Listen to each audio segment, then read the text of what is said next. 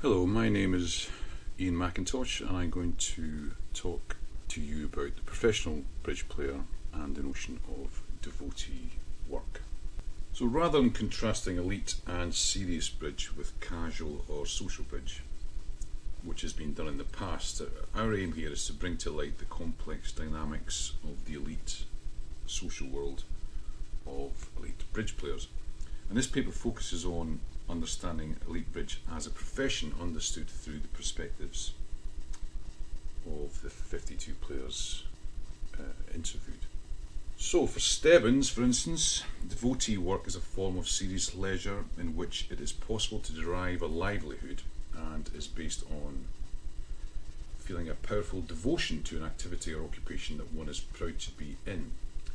In that sense, devotee work offers those engaged in it a high sense of achievement through the core activities of that work, which have intense appeal and as such in many ways virtually erase the line between work and leisure. As Stebbins says, the main difference between serious leisure and devotee work is that the latter is so attractive to those that engage in it that work is essentially leisure, and unlike the former, workers are paid for their efforts. We are interested in the blurred boundaries between work and non-work, and work and professions, and work and leisure, and for us that involves the concept of liminality, which can be understood as a concept that refers to states of ambiguity, imperceptibility, intermediacy, and as Moscow describes it, a sense of betwixt and between. So it's the transitional period or phase or space between particular phases or states of being, in this case between work and leisure. And that's a useful way of understanding the complex social world that is the professionalisation of a particular activity, which involves that blurring of boundaries between work and leisure for those involved in it. So bridge, like other kinds of leisure, is increasingly a sphere with opportunities to earn a living, moving from an amateur status to a professional one. And for many professional bridge players, there is some ambivalence about whether they have a proper job and the tensions involved in maintaining a passion and love for playing bridge whilst dealing with the ongoing realities of having to make a living whilst doing this. And these are central to ideas of devotee work in a sense. And as a professional bridge player, as Tony puts it, conceptualising bridge as an actual job is quite difficult. As he says, I suppose it's tradition as much as anything. In my younger days, it wasn't seen as being something that you ever made a living out of. It's difficult to come round to the conclusion that it is now a serious way of actually earning one's living. I think one element of the problem is earning your living through bridge is how you have to do it. So that movement between a leisure activity into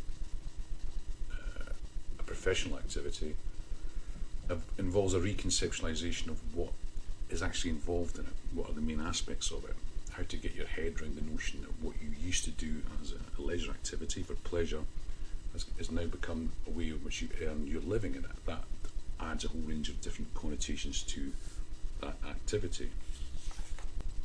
In this quote here you can see Marion says basically work is 3 tournaments a year and I don't have to go to office every day.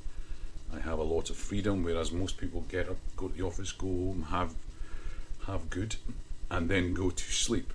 I don't live that schedule. I get up at 11 o'clock in the morning and I stay up at night, so I don't live the standard life.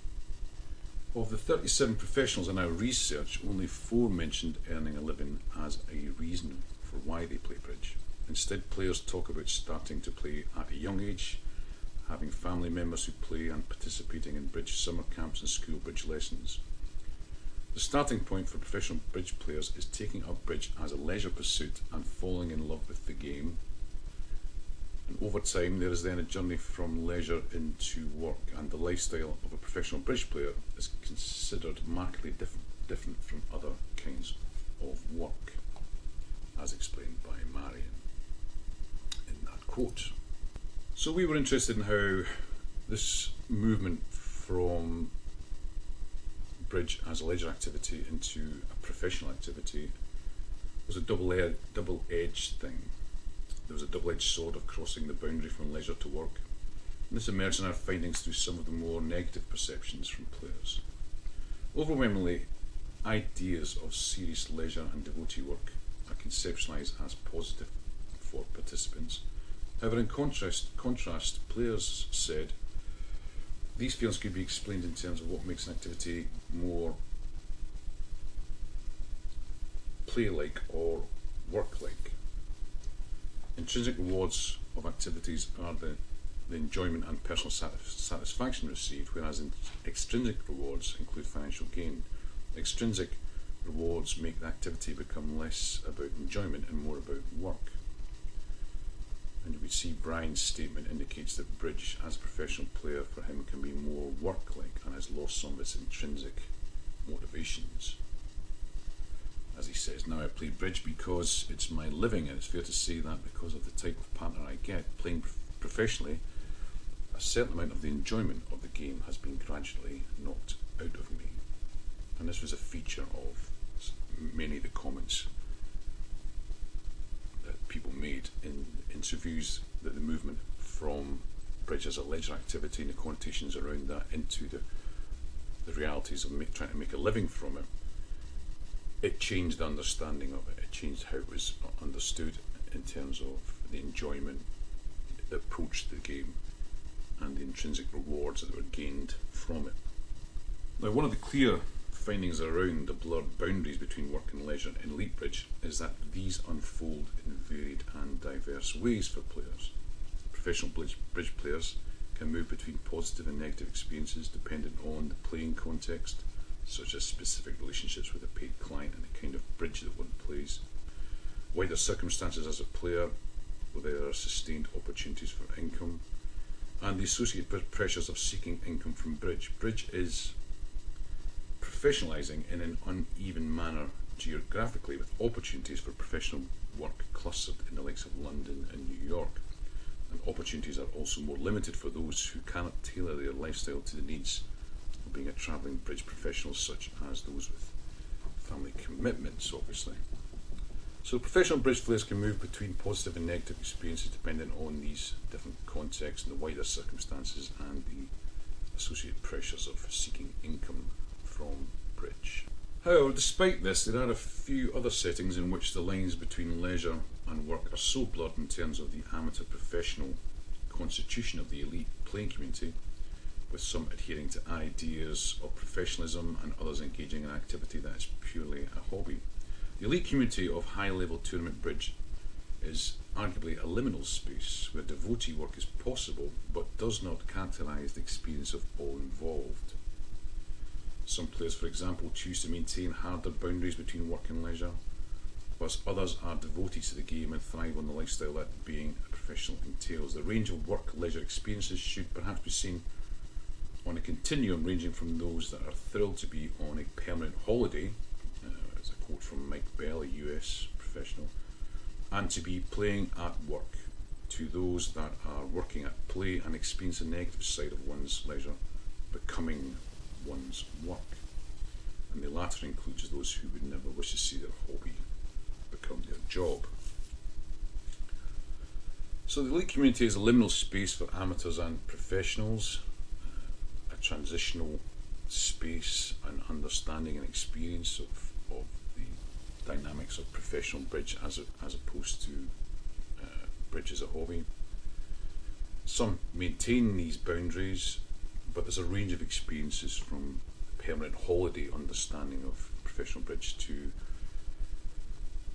put it graphically, a conception where you're prostituting your leisure time, and you're in some ways sullying the devotee aspect of your leisure time by doing it for money. So to conclude, we would suggest that devotee work is possible in elite bridge for professionals, although its effects are diverse for players, their experiences are mixed. An amateur-professional distinction is a key factor for understanding the blurring of work and leisure and the connotations that involve the label amateur and the label professional. And where boundaries do blur for some players, they remain rigid for others, giving leap bridge a tendency to exist in this liminal space, this transitional space with connotations and characteristics which are drawn from and understood in a range of different ways, sometimes all at the same time.